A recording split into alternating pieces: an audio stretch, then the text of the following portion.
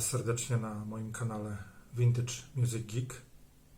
Zapraszam Was na pierwszą część mojej rozmowy z Rayem Phillipsem, czyli perkusistą i jednym z założycieli walijskiego zespołu hard rockowego Budgie. Zespół ten to power trio, którego klasyczny skład poza Rayem Phillipsem na perkusji stanowili Burke Shelley na wokalu i na basie oraz Tonym Bourgem na gitarze. Budgie to niewątpliwie jeden z pionierów muzyki heavy metalowej, a ich kompozycje nagrywały później takie grupy jak Iron Maiden,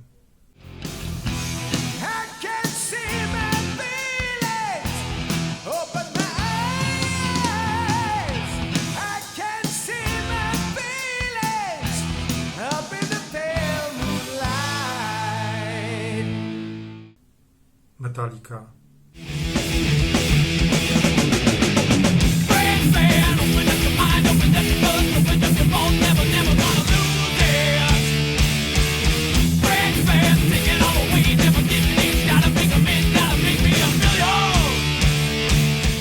czy Soundgarden.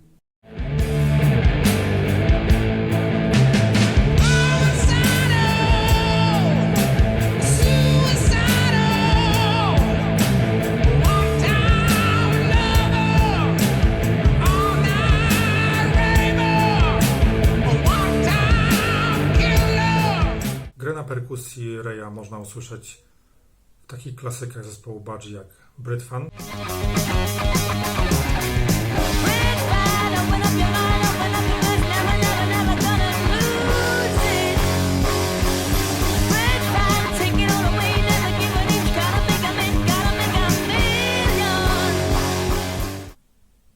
Homicidal Suicidal,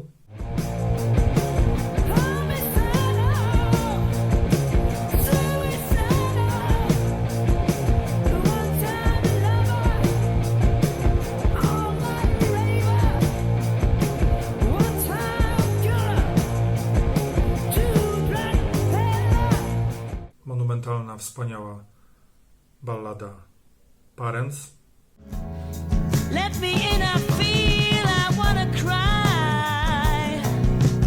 Oh, the road is there. Oh, that road is there. Come on, bride. Ray po odejściu z Budgie w 1973 roku nadal koncertował i nagrywał z różnymi zespołami, m.in.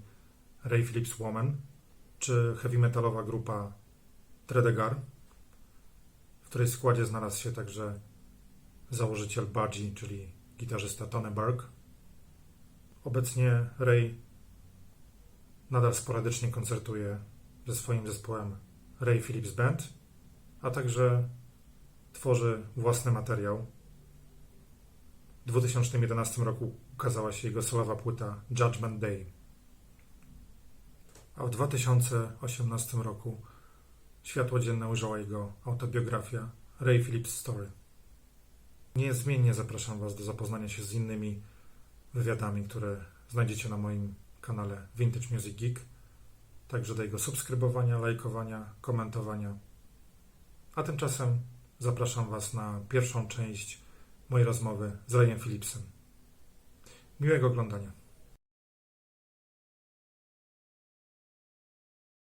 Titus Oates is the first band that you sang on, I think. The first band that you recording your singing, or am I right? Or No, Titus Oates.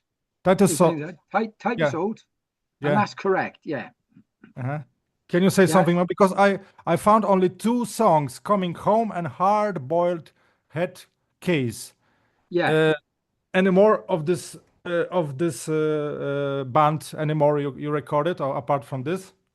Well, no, that was basically it. And it was that was basically a three-piece rock band again. Mm-hmm. So that worked out well. You know, Mhm. coming out of Budgie. Right? So it was short-lived.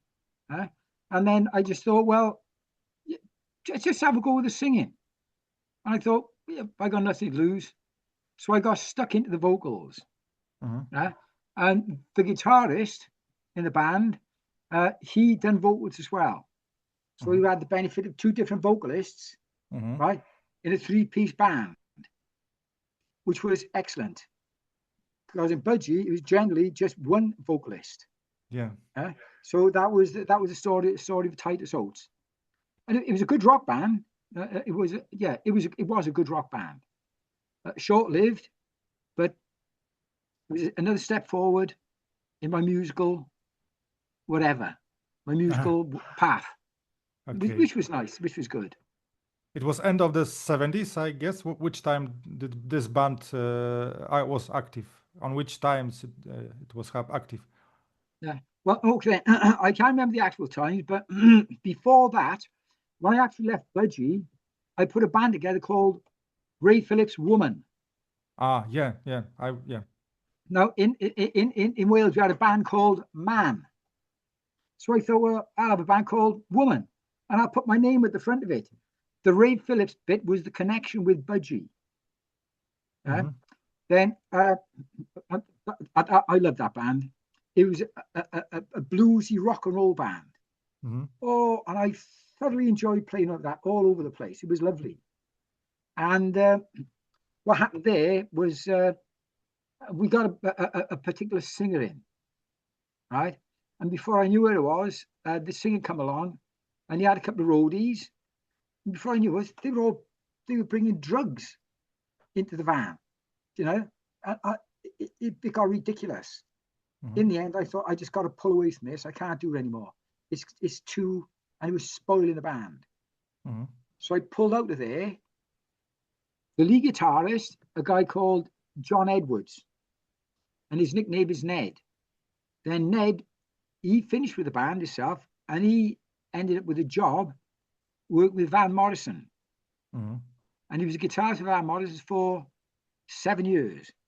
And he was telling me the story that the reason he got the Van Morrison was looking for a guitarist, and Ned was doing this gig down in a place called Newport in Wales, and Van Morrison went there quite often. And Ned was introduced to Van Morrison, and Van Morrison was really into blues music, all that type of stuff. Well, when he spoke to Ned about all these bands, all these blues musicians, Ned said, "I know about them. I've done stuff. I've played a lot of their music." Van Morrison just met somebody that knew as much about blues music and blues singers as Van Morrison. So he gave Ned the job, and that was lovely. Ned would come to the house. He'd tell me, Ray, he'd say, "Ray, I went out with. We went over to it'd be out Texas. He's flying all over the world." He said, "I remember doing the one gig." He said, "I was talking. I went out. They got a Learjet. You know, travel." He said, "But then one day we were out on somebody's yacht." He said, "And I'm sitting down talking with people like Tom Hanks and people like that." Yeah. He said, "I used to tell him all the stories, Ray, about when we were in Woman together. One day we broke down the van on the motorway. We were supposed to be going to do a gig in Newcastle, right? Supporting Judas Priest. Now, before that, Judas Priest used to support Budgie on all our gigs. They were our go-to band. Well, we went to this gig. It was on a Friday, and the van broke down. The gig was on a Saturday, sorry. But we went up on the Friday, and the van broke down.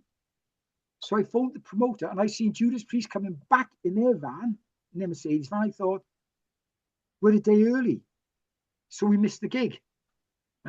So anyway, we were a day late. So I phoned the promoter and said, "Look, I'm over in Carlisle. We got no money. I come to do a gig, but the van broke down. The money you used to give us for the gig, can you lend it to me?" He said, "Yeah, no problem. If you can get over to Newcastle." So Ned, he thumbed from Carlisle 100 miles to Newcastle. The promoter gave him the money. He come back to the van. we got the van going, right? And that was that. When I got back to Wales, I sent the promoter his £100 back. Mhm. But as we were going down the motorway, I was driving along. I thought, what's that weird sound? What I done was I revved the engine to listen to what the problem was. I put it back in gear, and when I meant to drive off, the gearbox packed up. Mhm. So I'm on the motorway now. I can't drive the van. So I took the seatbelts out of the van. I tied them up to the front of the van, and another van come down the motorway. This is 6 o'clock in the morning. And I flagged him down, and he pulled in. And these people, they were Asian people. I say Asian because I don't know whether they were from India, Pakistan, but they were Asian, right? They could have been anything. And I asked if they tow us to the next service station. And he said, well, but before I asked him to tow us, but while I'm asking him, I'm tying my rope up to his van. Mhm.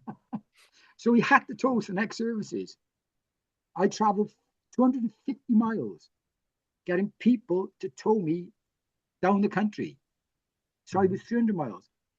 The last tow I had, I phoned the drummer from Judas Priest. He came out in their van and he towed me down to the next services. My brother-in-law came from Wales up to Birmingham and towed me from there back home. That's what I call rock. Yeah, rock and roll. And that was Exactly. lovely. And now Ned, he'll be up, in a few days' time recording with me. So me and Ned have been together now for, I don't know, since Ned was 17. Mhm. And it's so that's another, that was a great band and great stories. Mhm. Mhm.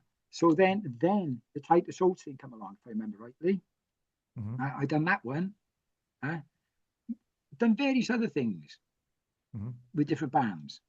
But then Tonym Bourgem came to the house one day and told me he was finishing with Budgie.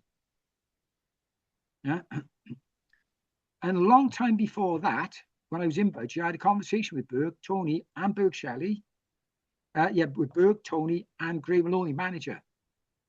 And after having a chat with people like Roger Bain, the producer, having a chat with the guy that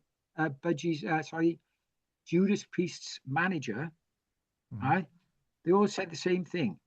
Why don't you just take a couple of months off the road, get the third album recorded, but when you go back on the road, instead of having £150 a gig, go for £500 a gig. Mhm. And that night, basically, I was voted down on my thoughts. Mhm. So Tony, Gray Maloney, the manager, and Burke went out to have a joint, have a fag. And anyway, I said to Tony, it might take a year, 2 years, 5 years. But one day I will remind you of this conversation. Because all I wanted for the band is all of us to do as well as Judas Priest did, or has done. Now, we were always scrimping, So off I went. Then I was out of the band within a couple of months. Mhm. That was good for me. I was married, and we had our first son. Our second daughter was on the way, and I worked so hard on this house we bought. That's all I'd done, worked and worked. Well, eventually, we sold that house, and we bought the house we're living in now, a farmhouse. Mhm. And I didn't know until we bought the house, or just before we bought the house. My wife told me she lived there as a child, Mhm. and her brother and sister were born here. Mhm. So we had the farmhouse, then we had the work. Mhm. And now we put Tredegar together. Mhm. That was a great band, and we had a tour coach. That was good fun. We were better off in Tredegar than we ever were in Budgie. We had beds on the bus. We cooked on the bus. It was fabulous. All the gear was on the bus.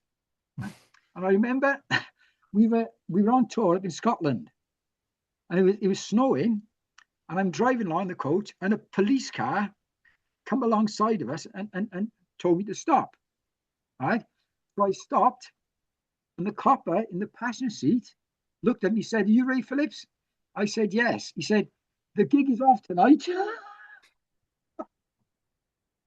It was lovely times, absolutely lovely. And we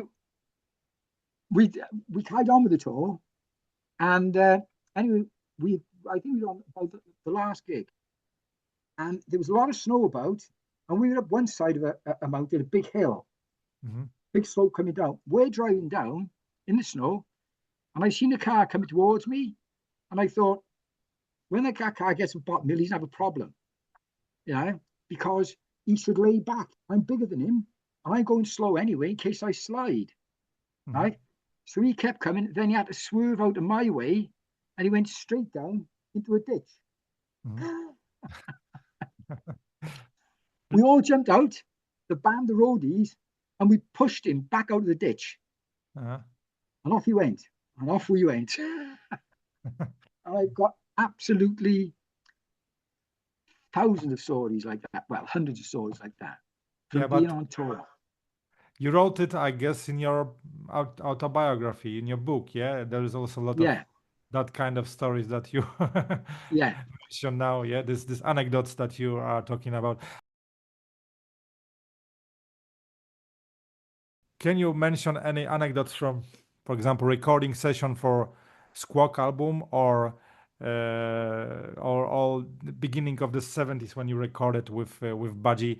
Any funny, any, I don't know, sometimes scary, or any story that comes to your mind? I know that would be a lot of that kind of stories, but anything specific that comes to your mind now during recording? Specific.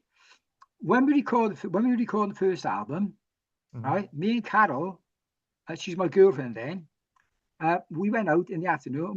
And I just dropped Burke at his house.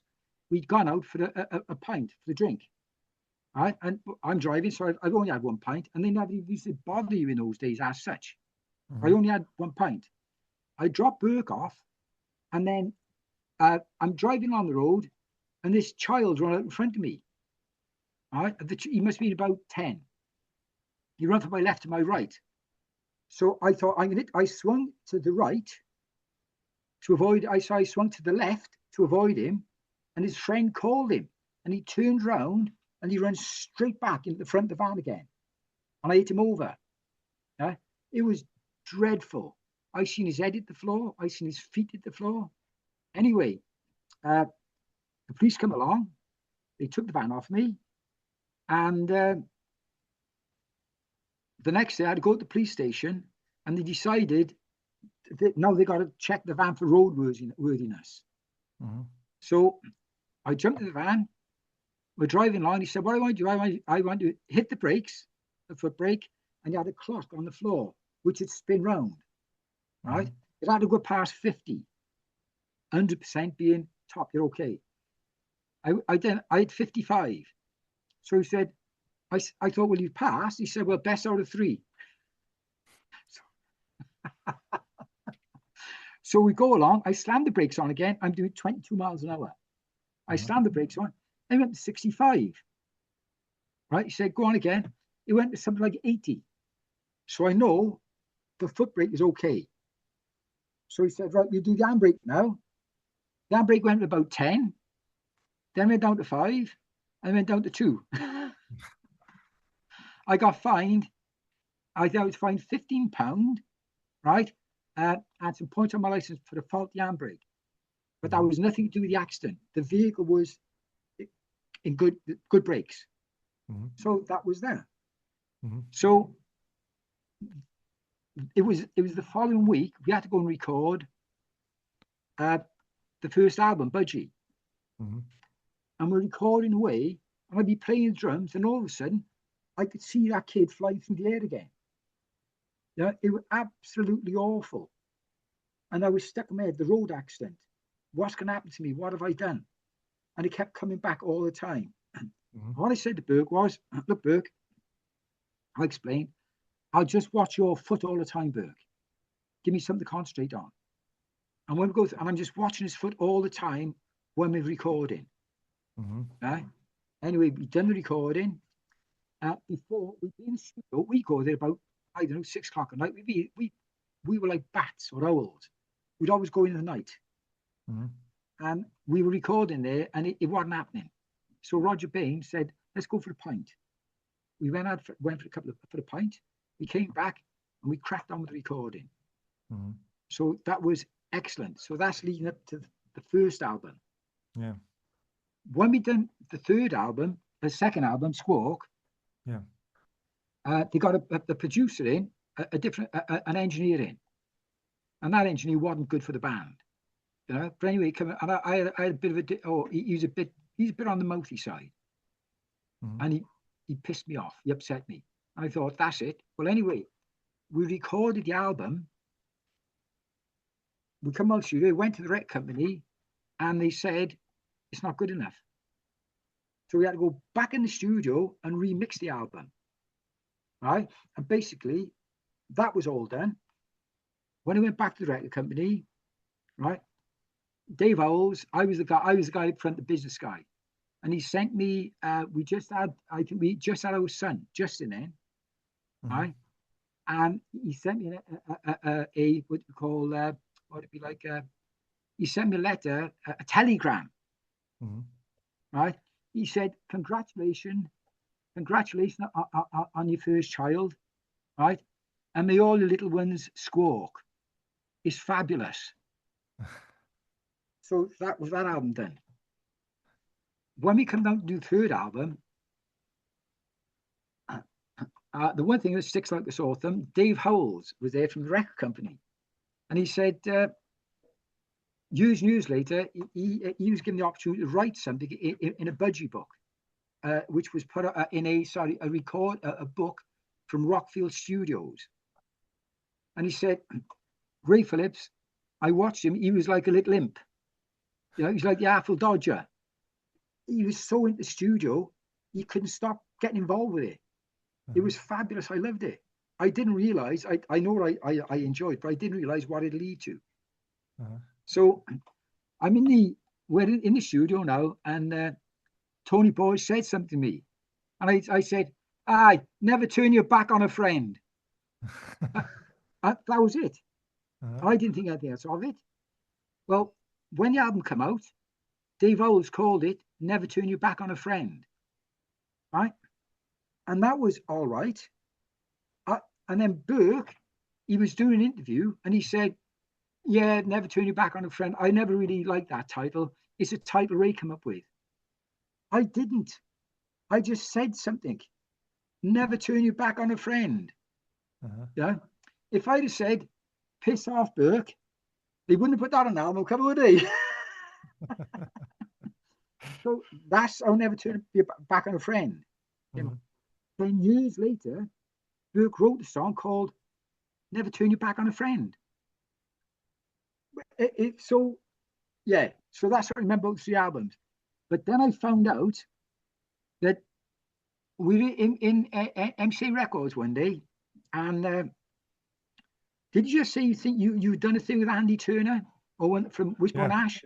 Yes. And anyway, we'd gone into MC Records, and we're sitting down in the office, and Tony Bourgem had gone out, and he come back with a Gibson SG, right? And he put it on the table. He had it open, and he just put it there. Then one of the guys from Wishbone Ash, one of the guys, went over and just picked it up and had a go of it. That'd be like me jumping in your car and having a go of it. Yeah. So, but that was all right. We didn't care. It turns out I was so pissed off with Tony getting rid of that Gibson 345 stereo, right? He was given 20 quid, right? And the SG, brand new SG, right? Then I was reading one of the books, and it turns out that Graham told Tony he should get a more modern guitar, right? That SG, right? It'd be worth, I don't know, a few hundred quid today, maybe 800 quid, possibly 1,000. The Gibson 345 stereo is worth about £15,000. Uh-huh. And the manager talked him into getting rid of it. I couldn't believe it. that was so. Anyway, that's a few stories about that album. But anyway, the manager done a write up in this book as well, and what he said was, me and Burke spent ages in the studio sorting out Ray's drum solo. Now I know Burke. Burke wasn't fussed on drum solos, but you know, in those days, doing a drum solo was like part of the gig. People wanted a drum solo. Yeah. And one guy said to me once in the early days, you love to show off on stage. And I said to him, that's why we go on stage. We go on stage to show off, to show what we can do. The fact that I can twiddle my sticks and double bass drums, I think, it's just me doing what I do best. Nothing wrong with that. But in reality, I don't do showing off as such. There's a few people I could have met, famous people, but I didn't want to go and talk to them because it wasn't in me. Not that there's anything wrong with them. It was probably a psychological problem I had.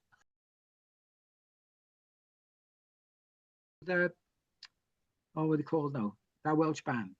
Forest, I've seen Forest Black. Florence Black. Florence Black. And they asked me, the guitarist, I know the guitarist. He said, Ray, why don't you come and do a gig with us?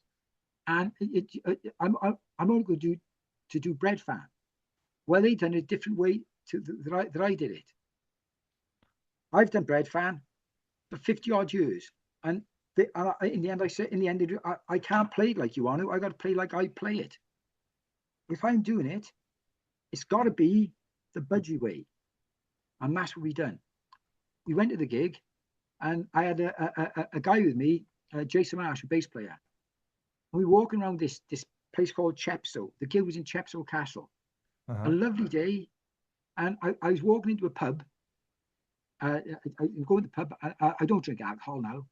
So I was going to have a soda water. As I was walking in there, this guy, I had a Budgie t-shirt on. And he said, Budgie, a great band. I said, I was a drummer with them. He said, what, you and Budgie? I said, yeah. He said, what's your name? I said, Ray Phillips.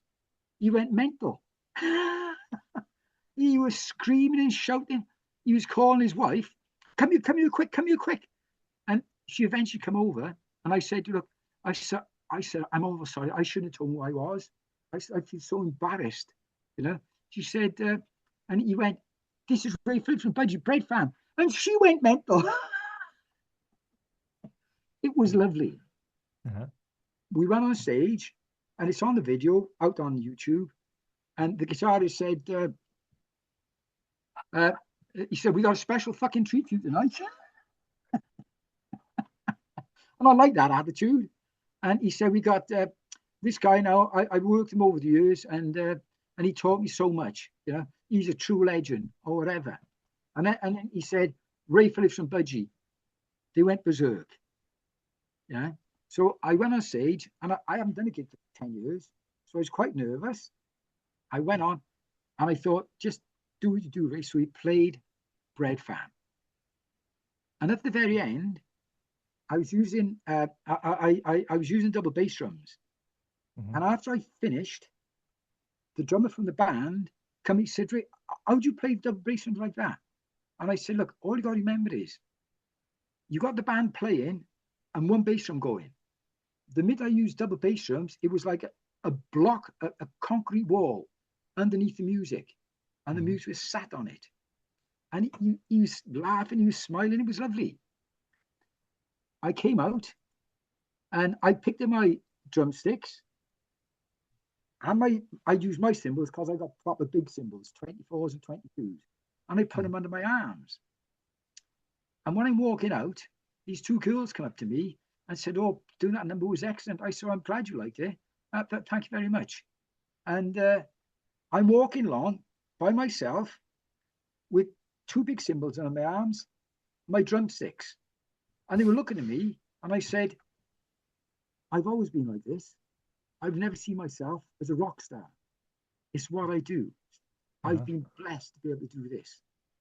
And that's always been my approach to my music. But when I come out of Budgie, right, I learned so much about life. I done all the waterworks in the house, water pipes, I done them. Soldering, I done it. Gas pipes, I done it. Electrics, I done everything. We had a builder, and halfway through building the one extension, he never turned up. So I thought, I'll do myself. I put on my concrete blocks and I finished that building off. I put the roof on, and then years later, I built what we call a granny flat. I got a guy to do the block work, and I done everything else. So you got a nice place. So coming out of Budgie, put me in a place where I had to learn to do an awful lot of stuff. Mm-hmm. Yeah, and that's what I did.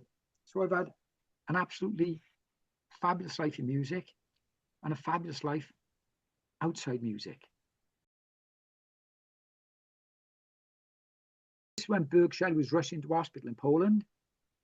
Mm-hmm. Yeah, and I'd always set the pair, and I'd always listen to Four-Arm Smash by Budgie. Mm-hmm. That was the level I get to with the volume. Everything was, and if I had that right, everything was right. I remember I was setting the pair, and I got myself on stage, and I started getting really upset. I started having tears come down my face. I was really upset for Burke in hospital. Yeah, and wondering if he'd make it. Then, after he came out of hospital, and he came back to Britain, he come to see me. He came in the house. How are you doing, Burke? I'm all right, Ray. How'd you get on with that? He said, Ray, it was lovely over there. And when I went in there, they operated on me, and the surgeon the next day said to me, I don't know if his Polish accent, it was easy to operate on you because you were skinny man. It was easy. But I'm not Polish, don't laugh at me. And that was lovely. I went out one night, me and Burke went for a pint one night, and we went to this pub, and I said, what are you drinking, Burke? The girl came up to give us our pints of beer. She gave me the first pint. And when I looked at Burke, he put a pair of round glasses on and a beard and a moustache. And off she went. Uh-huh.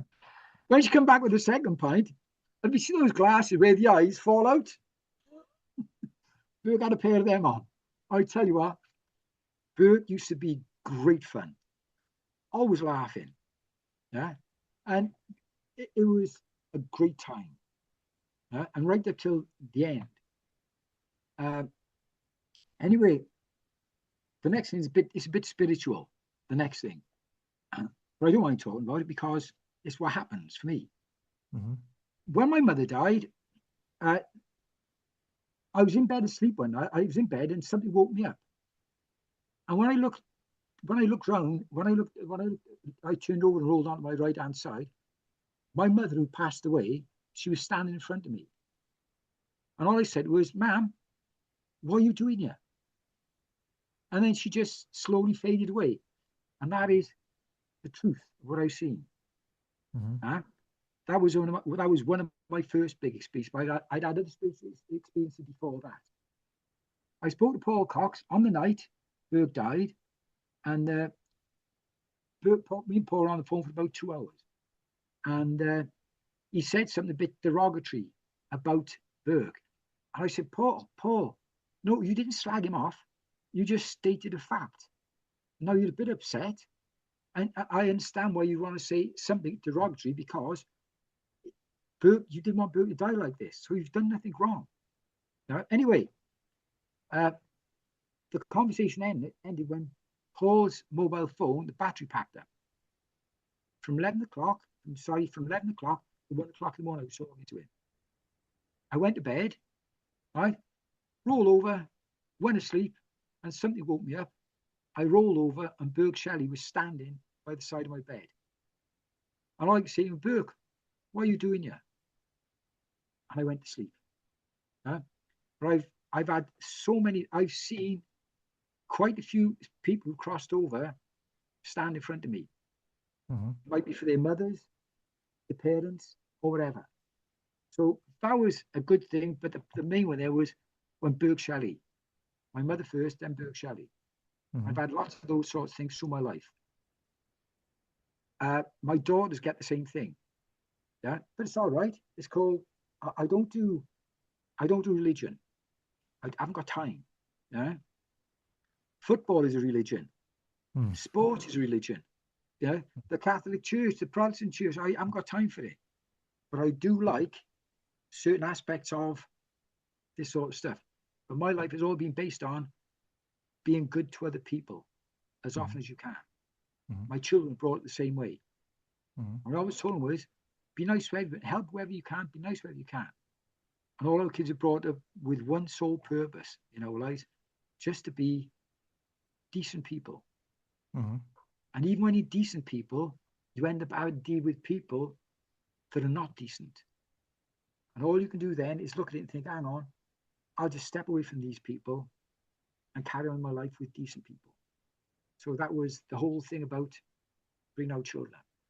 Like I said, Burke, there was things I'd done in the band for the good of the band, and Burke would have a complaint about it. I said, well, do it yourself then. But I was always a positive person, and I got things done. But the Budgie days, the days with Woman, the days with Titus Social, when I look back at all the stuff I've done, I always look at those people in a happy way and think, I'm grateful I met you, and I've been able to do what I do with you people. This beautiful ballads that you record. I mean, the songs like "You and I," "Everything in My Heart," "Riding My Nightmare." I think this is one of the main distinguished factors of the band, of Budgie Band. Yeah. Where it came from? I mean, it was, I think, idea of Burke that came with idea to record such miniatures, these beautiful ballads. Beautiful ballads. Burke was, I'd say, 80% of all the songs. It was all about Burke. And I remember one day, and those, You and I, Burke wrote beautiful numbers. I hear people talking about, I watched one talk about different numbers with Budgie.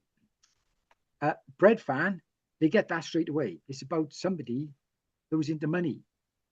And what Burke said, I want to write a song where the lyrics were nonsense. The lyrics in Breadfan, they're not nonsense, but you got to, if it's a love song, You and I, that's an easy one to sing and remember. But Breadfan is a different bag altogether. And I've sung Breadfan so many times in my life on stage. Because it was 6-ton Budgie I went out with in the end. And we've done so many, but I learned all those numbers. Breadfan, I learned all those lyrics, all the lyrics, you know. And that was when John Thomas joined the band. It was even easier to remember Burke's lyrics. But with Budgie, you had to know what you were doing. But he wrote lovely, lovely songs. And the thing is, I understand those songs he wrote because I was in the band and I could see what Burke's life was like. Anyway, he'd done the lyrics for Crash Course, and I had just picked him up. We were going to rehearsals. He said, I've been writing these lyrics, Ray. And I said, oh, right, Ray, all right, Burke, what are they? He said, it's called Crash Course. And it was like, listen, Shakespeare talking. Look inside and you will see the words are cutting deep inside my brain. It was great. I said, Burke, you sound like bastard, what's it, Shakespeare, man, for Christ's sake, what are you doing? And in the middle of Crash Course, he had that break. Ba-da-da-da-da-dum, ba-da-dum-bam, right? And you had to have your act together. When we were doing that, we were young, right? We got it. I remember having a chat with a bass player then, a mate of mine, Tom Prince. He was in Tredegar on the what's called album. And then we were going to do Breadfan, we were going to do Crash Course. He said, Ray, do you know in that middle part that break is? He said, you got it wrong. He said, Burke got it wrong. I said, Tom, fuck off, you got it right. He wrote it. That's how it's supposed to be. Just because you got a problem picking up on it, it's right. And that's where we got to. But the amount of people I spoke to, and there's one number Homicidal Suicidal, I think it is. Yeah. Homicidal Suicidal. We done that number, and on the end, I thought, I went into the sound part of the show, the recording room, and I listened to drumming. So I sat down. I couldn't believe that I just played those drums. Right? And on the very end, that's the bit. If you listen to Homicide, the drumming on the end, bum, bum, bum, bum, bum, bum, bum, bum. Listen to the bass drum work on that, and that was with one bass drum. Right? One and two. And somebody spoke about that. I said, no, for the most part, I only use one bass drum. When we were young, Burke, myself, and Tony went to see the Top Rank in Cardiff, and we went to see Fleetwood Mac were playing the first lineup. Jeremy Spencer, all those guys. Peter Right? Green also. Yeah, the original band doing Shake Your Money Maker. All this, it was brilliant. There was another band called Spooky Tooth. Ah. Right? And there was a number they done, Evil Woman. Yeah. You know the track? I'll talk about that after this. There was another band called Glass Menagerie. Right? I remember the drummer, he had long hair, long fair hair, and he had a set of Ludwig drums. His was champagne, mine was silver. When he played his bass drum, I thought, I want to play a bass drum like that. Just one bass, I want to play like that. And I studied. I remember I always kept practicing to play like he did. He was excellent on it. Yeah. So Spooky Tooth, seen them as well. It was a brilliant night. Off we went. Years later, I'd have people say about the bass drum, and I'd tell them, I got that idea from the drummer from Glass Menagerie. Now, the guy in Spooky Tooth, the guitarist Luther Grosvenor, what a phenomenal guitarist. And the drummer, a phenomenal drummer.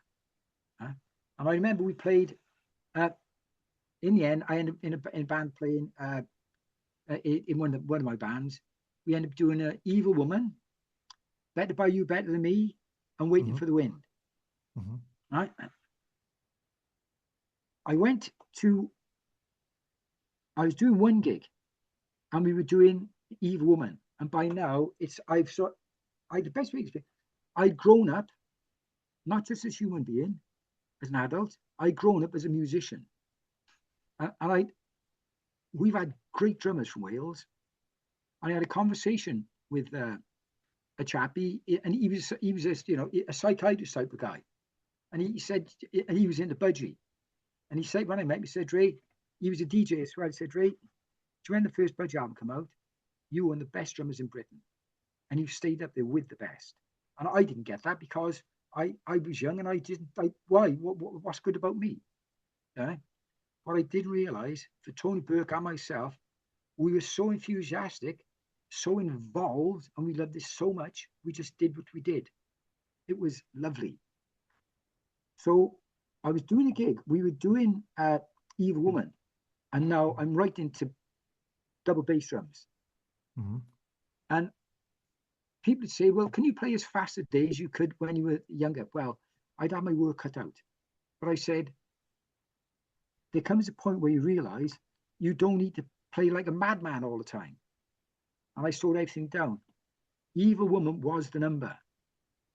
And I used to do that. I'd use double bass drums, and I might do a roll on the double bass drums while I was twiddling my sticks in the air. And every drum beat, every tom-tom was precise. It meant something. And I put my head down, and I was away to go. And we done the one gig. I'm on stage playing on one number called The Jester. Right, so I've gone from doing something like The Jester into doing Evil Woman. When I've done The Jester, there's a roll in there, which is quite a big roll. And it got to go from quiet to really loud. I did that. And when I went to hit the big cymbal, I spun the stick in the air. But all of a sudden, it was like everything slowed down. Do you see an helicopter crashing? They slow the blade slowing down. My drumstick was like that. And I thought, but I kept playing and I hit the cymbal. Then all of a sudden I was back into the number. But the other thing, it was like the whole stage exploded in lights and fireworks. There were no lights or fireworks there. Right? So when we finished,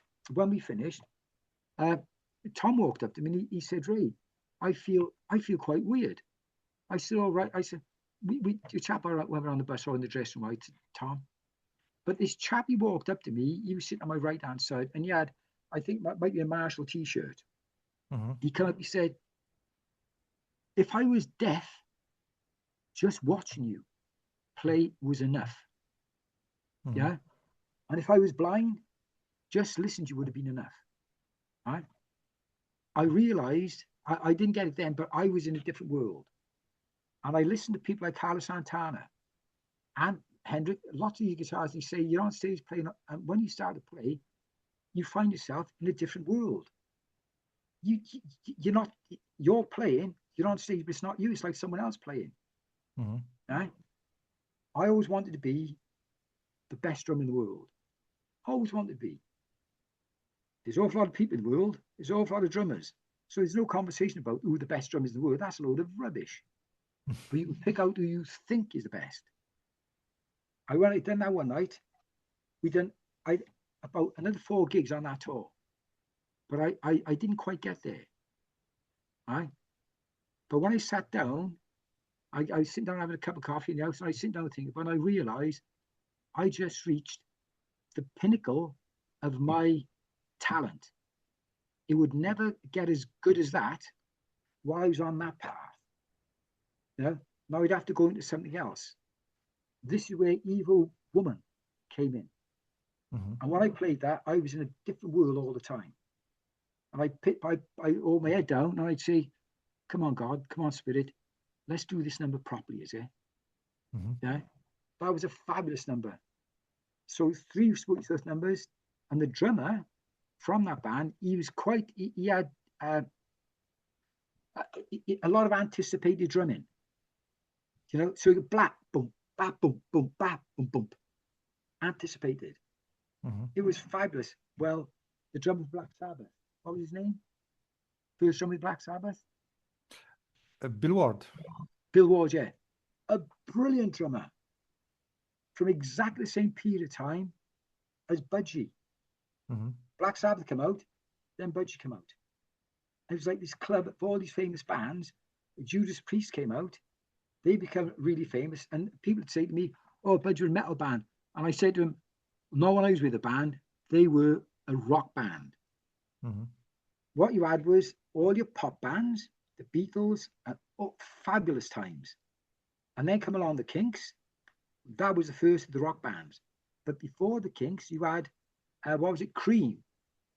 Cream, yeah. Cream were an underground band, they were referred to as. The Kinks come out, and they were sort of one of the sort of rock type bands. Then just got bigger. And then Budgie got the place where now all the stuff we've done in Budgie, trying to be the best in the world, the music press, they wouldn't look at us. Wouldn't bother us at all. For a long, long time. So this is these people who'd say the best drummer in the world. Rubbish. Just because you think somebody's the best drummer in the world or the best band in the world, it's not true. It's just what you want to be true. It's what you like, which is fine. So the very same people, the people who didn't like Budgie, they wouldn't do any write-ups for us. The same music paper, the press, they wouldn't back us. You had to be doing something weird. Genesis, being dressed up on stage as a daffodil. Right? Whilst a daffodil is a Welsh emblem, I wouldn't dress up like a daffodil. But anyway, Metallica come along, they recorded Budgie. I had a tape of Van Halen doing Budgie. Soundgarden, Iron Maiden. So, and then all the press were all over Budgie. But by then, the whole everything had changed so much, right? That Burke couldn't get the place where it was like, look, Burke, you either go gigging all the time, or people will, you fade in people's minds. And it got to the point in the end where Burke asked Paul, said to Paul, the manager, Paul, can you put a tour together for me? And Paul said, I can't. Burke, nobody's interested anymore. And now I go out, I watch on YouTube, and people say, this band Budgie, I've never heard of it. Is that a bird? But every time they listen to Breadfan, right, they freak out. They say it's brilliant. And one guy said, this is you can tell it was done in the early 70s because the recording is not as good as today. The whole purpose of that album was recorded 50 years ago, so at least give it credit for sounding good 50 years ago. But then Metallica come on, they done their version of Breadfan, and it's brilliant. I got up one morning, I went downstairs, and we got a log burner, and I thought, I like the log burner. Right, so here I am. I've got the fire already. I got my bucket with dust in it. I got my work gloves on, a shovel, and I thought, what's that on YouTube on the TV? Big telly. And I watched it. Do you know what? My wife come in. I was blown away. I got really emotional. It was so brilliant. After they finished, I said, there you are, man. I suppose I better finish cleaning up now, hadn't I? Rock and roll. Yeah, exactly.